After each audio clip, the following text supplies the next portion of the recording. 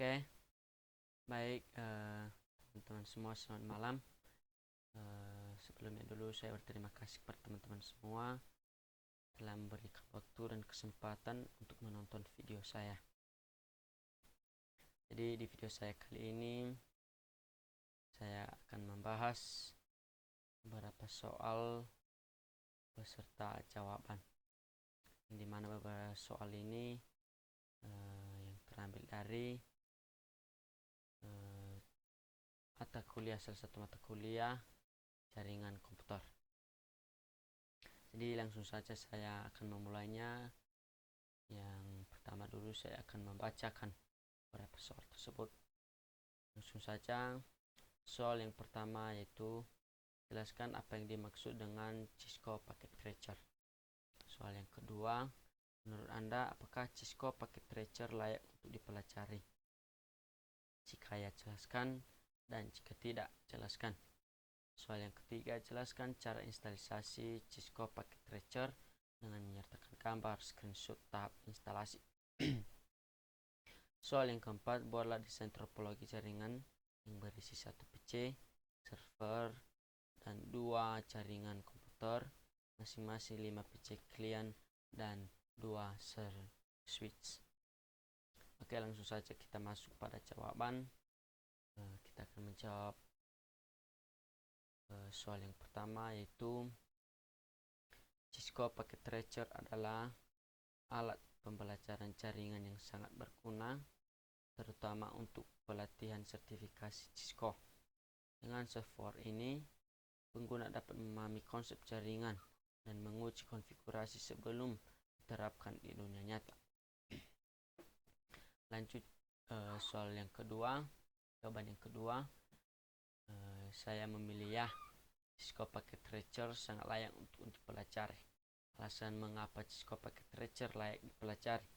Alasan yang pertama yaitu alat simulasi jaringan yang kuat dan gratis.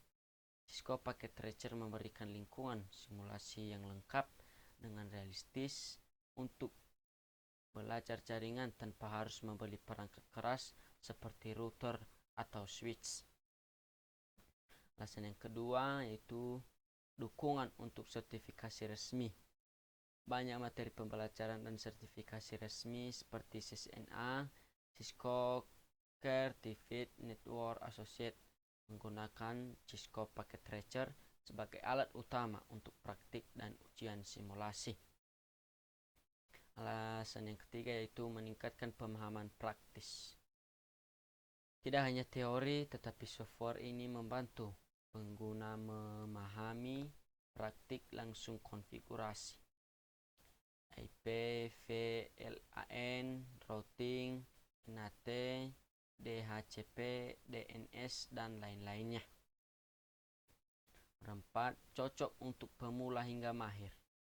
Antarmukanya cukup sederhana untuk pemula, namun juga menyediakan fitur-fitur lanjutan yang cocok untuk pengguna tingkat menengah dan profesional. Alasan yang terakhir yaitu digunakan secara luas di dunia industri dan pendidikan. Banyak institusi pendidikan dan perusahaan menggunakan Cisco Packet Tracer dalam pelatihan atau simulasi karena kompatibel dengan standar industri dan jaringan komputer. Next, kita akan menjawab soal yang ketiga yaitu langkah-langkah menginstal Cisco Packet Tracer. Langkah yang pertama yaitu kita mengunduh file mengunduh aplikasi menggunakan link tersebut. Sini kita telah menyediakan link aplikasinya. Teman-teman bisa lihat sendiri. Setelah kita klik atau men-searching link tersebut, gambar tersebut akan muncul. Teman-teman bisa lihat sendiri.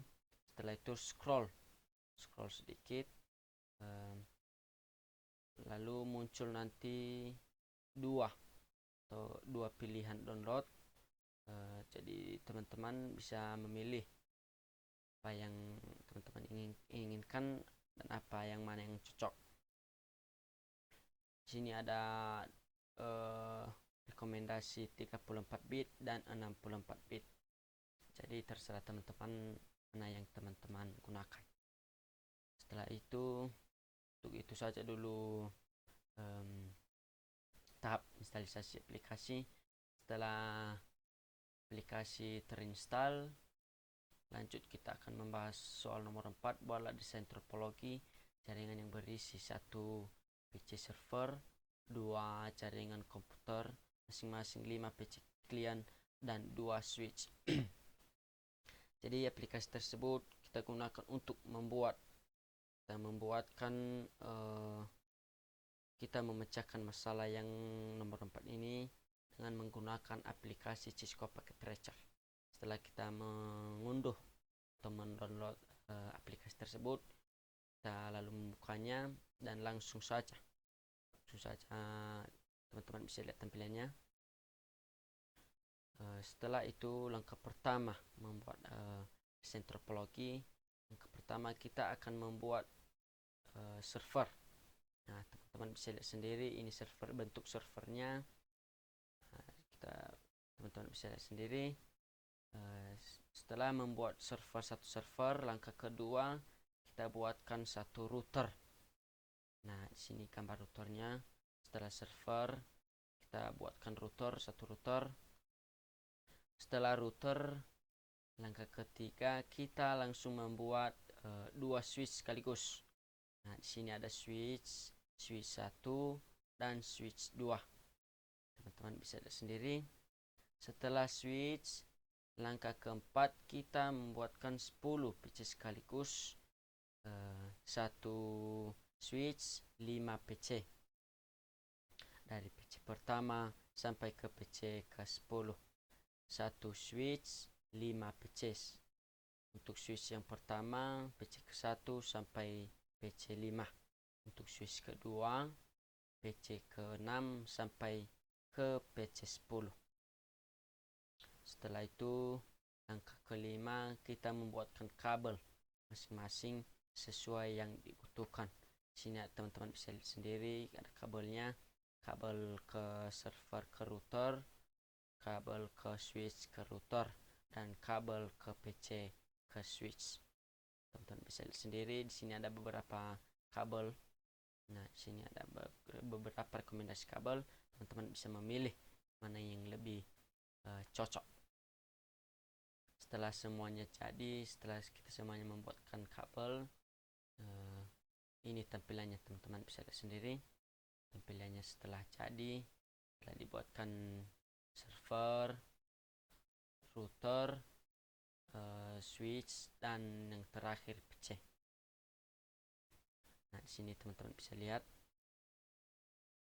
Pertama server 1, kedua masuk ke router 1, yang ketiga masuk ke switch 1 dan switch 2.